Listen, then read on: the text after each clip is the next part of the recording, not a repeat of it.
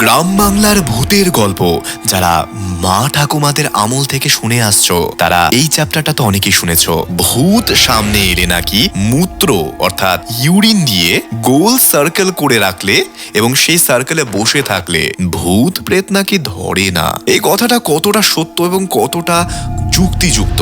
এক ধরনের রিসার্চ বলে যে সমস্ত প্রেতাত্মারা মানুষকে ধাওয়া করে তাদের গায়ের গন্ধের জন্য। প্রত্যেকটা মানুষের গা দিয়ে এক প্রকার গন্ধ বেরোয়, যে এই গন্ধটা একটা কুকুর খুব ভালো আইডেন্টিফিকেশন করতে পারে। একটা প্রেতাত্মাও ঠিক সেই রকম ঘ্রাণ নিয়েই মানুষের পিছু নেয় এবং যখন মূত্র দ্বারা পরিবেষ্টিত হয়ে মাঝখানে বসে থাকা যায় তখন নাকি সেই সমস্ত আত্মারা মানুষদের গায়ের গন্ধ আর পায় না। বেশ কিছু মানুষজন এটাও বলে মূত্র নিজের গায়ে ছিটিয়ে নিজেদের শরীর অপবিত্র হয়ে যায়। প্রেতাত্মারা নাকি অপবিত্র দেহকে স্পর্শ করতে চায় না।